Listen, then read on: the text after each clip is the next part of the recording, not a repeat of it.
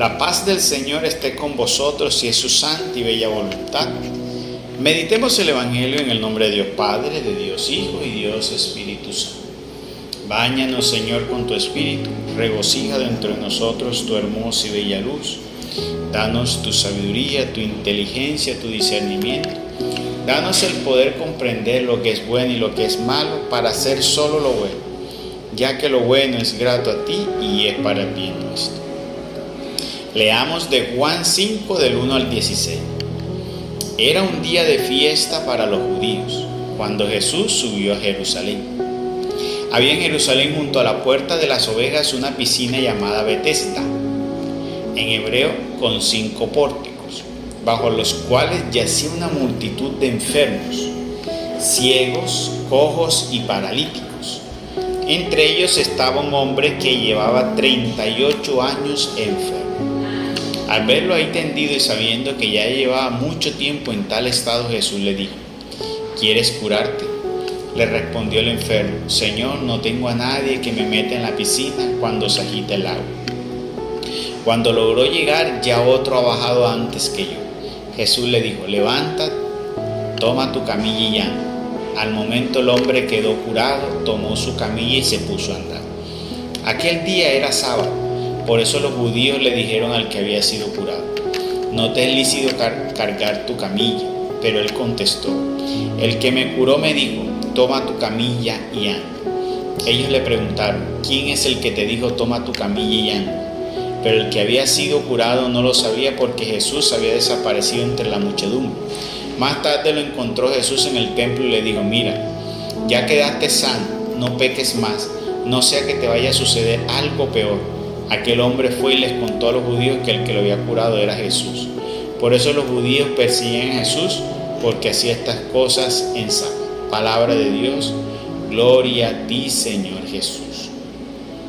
Comenzaré por decir en la primera parte que el enfermo llevaba 38 años allí acostado en su camilla alrededor de la piscina.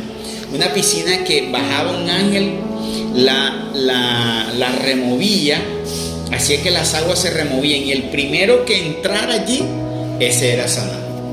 ¿Sí? Eso es una muestra, primero que todo, que mira que Dios puede hacer las cosas como Él le parece y de distintas formas. Hoy en día, si hubiese una piscina así, estarían diciendo que eso no era de Dios o que eso era idolatría, algo así. Bueno, pero vea que Dios cómo hace las cosas. Pero mucho más extraordinario y ortodoxo es lo que Dios hizo con ese hombre. Porque llevando 38 años, no teniendo quien lo empujara, tal vez los otros en sus condiciones sí lo podían hacer, el Señor miró con misericordia a este hombre. Porque estamos en el tiempo de la misericordia. Y eso viene a enseñar el Señor, la misericordia. Pero habiendo tanto enfermo, ¿por qué Jesús se centró en eso? Eso es una gran pregunta. ¿Por qué de tanto enfermo se centró en eso? Bueno, uno podría comenzar a pensar que el Señor vio lo que uno no ve. Porque esa es la diferencia entre Dios y nosotros. Nosotros vemos exterioridades, Dios ve lo que hay dentro del ser humano. Podría ser una opción para decir. Porque Dios también conoce el corazón y los pensamientos del hombre y los sondea. Entonces es probable que el Señor entre todo eso se escogió a ese hombre, y también porque tal vez conocía la historia de ese hombre, no porque fuera conocido de él, tal vez le fue revelado, y siendo Dios hecho hombre, conocía la condición y le fue revelado y hizo eso. ¿Qué nos da esta primera parte? Que en toda situación que nosotros tengamos en la vida, Dios nunca se ha olvidado de nosotros.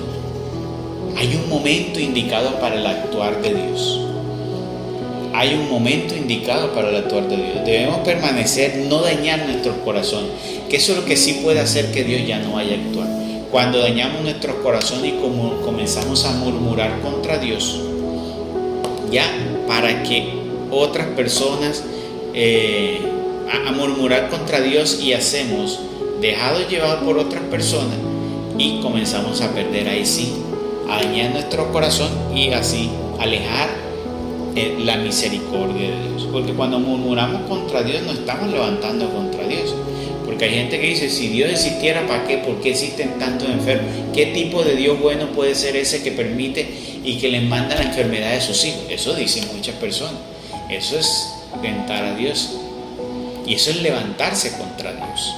Entonces, no dejemos que nuestros corazones se vayan a dañar, siempre esperando en la fe, porque Dios tiene el momento. Que te encuentre propicio el Señor. Que cuando Él venga a visitar, encuentre un corazón propicio para actuar. ¿Ya? Ahora, el Señor, ¿por qué no actúa ya? Bueno, resulta que tal vez en los momentos que ha intentado actuar, tal vez no ha estado preparado para recibir la bendición. Bueno, tal vez este hombre era el momento adecuado para recibir. Dios tiene los tiempos. No es ni más ni es menos. Son los momentos precisos. Lo que pasa es que nosotros no conocemos una parte de la historia que Dios sí conoce.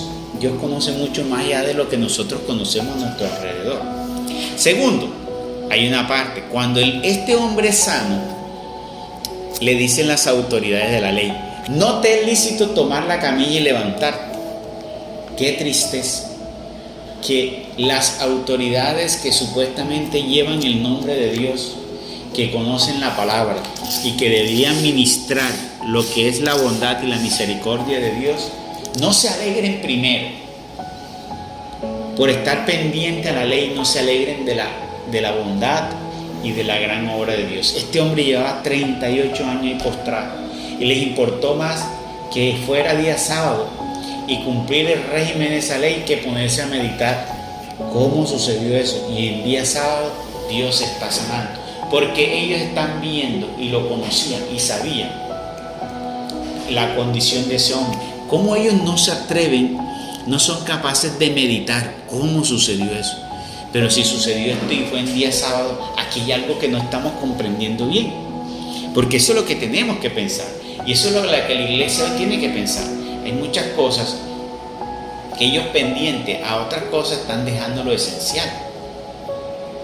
Entonces nos metemos muchas veces en la religiosidad y perdemos la esencial, ese corazón sensible, bondadoso para las necesidades de nuestros hermanos. Así también está la iglesia hoy. En parte de la iglesia está minada por esa religiosidad y no permite darse cuenta. Por ejemplo, no me cabe en la cabeza cómo no se han dado cuenta que no deben cobrar por un sacramento. Si el sacramento te da salvación, ¿cómo se les ocurre cobrar por un sacramento? Porque están metidos en la religiosidad de que tenemos que sostener templos, tenemos que sostener casas de oración, pero se les olvida de que eso debe darse con amor y gratuitamente. Hay muchas personas que no tienen y tienen que hacer un esfuerzo cuando ellos no deberían tener una preocupación y un sobreesfuerzo para acceder al sacramento.